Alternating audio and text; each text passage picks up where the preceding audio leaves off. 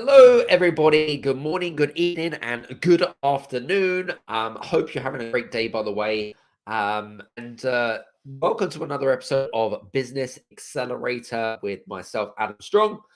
And today I wanted to talk a little bit about how to build and create self awareness. One of those really interesting, thought provoking topics. But I wanted to share with you guys about some of the things that you need to do to create and build upon more self awareness. I think it's one of those crucial things that everybody needs.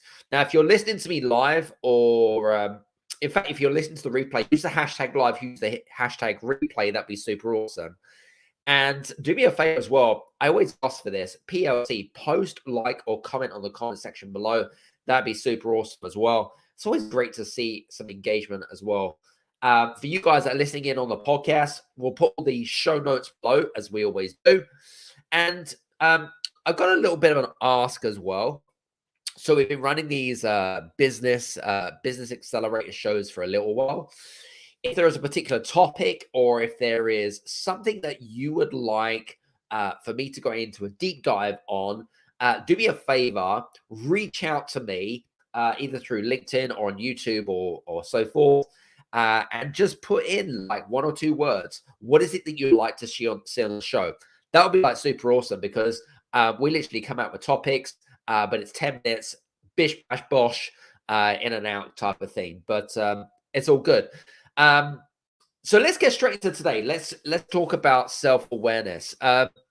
First of all, let's talk about what self-awareness really is, because I think that there is you know, I suppose everyone has a different analogy of what self-awareness is. But for me, it's about understanding your thoughts and feelings more than anything else, about understanding yourself, right?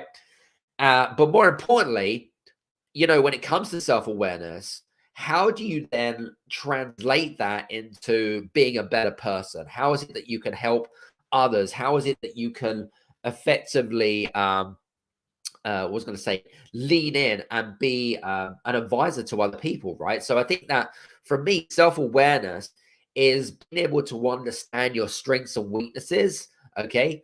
But more importantly, like, there's so many like multifaceted things when it comes to self-awareness. Obviously, we're not going to be able to spend so much time here. We've only got like 10 minutes, but I want to give you 5 top tips about how to create self-awareness. And these are just ones which are really important to me, number one. But number two, I feel like they're the most kind of like, I suppose, common ones more than anything else. So first of all, in terms of like self-awareness for me, one of the first things that I like to do is I like to step back and reflect. Now, you guys can do that through things like journaling, for example, is a great idea. You can do that through meditation or whatever it is. But just to take some time out of your day, even if it's on a daily basis, like for 10 minutes, go walk in nature or whatever it is. But being able to step back and reflect is so important, because it helps you to kind of like pause, right? Helps you to pause and just kind of like, just take everything in as it is. Does that make sense? So reflection is so important. Being able to see like what's going well, what's not going well, in your life, in your business, whatever it might be. So that's the first thing. Like, that's the first thing for me, super important. Secondly, journal and evaluation. Like for me, about every 3 to 6 months in particular, I do an evaluation about where we're going in our business, right? But and this can be applied in your personal life, by the way. I want to say that, right? So journaling and evaluating, but more importantly, writing down how you're feeling today, right? So how are you feeling today? Why do you feel the way you feel? Okay, super important. Okay, but more importantly, like, what energizes you? What makes you more productive? What is going to help you what is going to allow you to have an amazing day, right? So always think about that, right? So how is it that I feel today? Why do I feel that way? What energizes me? And being able to kind of really create that kind of self-awareness about that, if that makes sense. For you guys that are listening in, if you do me a favor, because I know we've got some people listening in, which I'm super thankful for, by the way.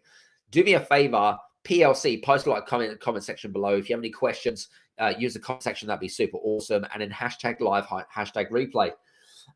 Third one, which I feel like is like one of, for me, is like super important, which is embrace your intuition. So especially when it comes to decision making, intuition, like I always go with my gut instinct, right? I'm making decisions on a daily basis. I'm sure it's the same for you guys, but making your decisions based on intuition, I always kind of like, for me, think with my gut rather than my head or my heart. Because if I feel, if I think with my head, I think logically, right? It doesn't come simple. If I think with my heart, I become emotional. But if I go with my gut instinct intuitively, it's more than likely it's going to be, that's based on my core values. Is there alignment? Is there synchronicity? Does it feel good? That kind of stuff, right? I think it's like super, super important. The answer to your question, David, is yes, I have got a black eye, by the way.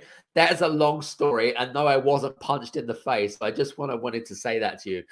But for you guys that listening into the podcast, because you can't actually see my eye, but yeah, I've got a small black eye.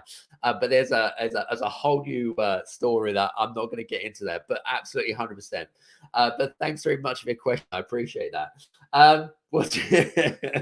The other thing, fourth thing, setting boundaries, by the way, super important. Being able to say no to people. And I feel like boundaries are like so important, and if people overstep the mark, I think it's like super important to be like, no, this is not okay. I'm not okay with this. This is not the way to go. Does that make sense? So, being able to like say no to people, setting those boundaries, being able to say, this is not, I don't feel good about this, right? And this is why I don't feel good about this. It's so important to be able to set boundaries. If you feel like people are taking advantage of you as well, so important, because if you feel like that and it doesn't feel good, then again, you've got to make sure that you communicate that to others. Super important. Okay. And the last one, which Stefan, who has just commented here as well, who is a big fan of this, is to ask for feedback. What's really important for me, and I believe this is like super important, is you'll probably have like, I don't know, trusted advisors, people in your network, close contacts or friends that maybe even your fan club or tribe, right? So, what was going to say to you? So, being able to ask for feedback, right?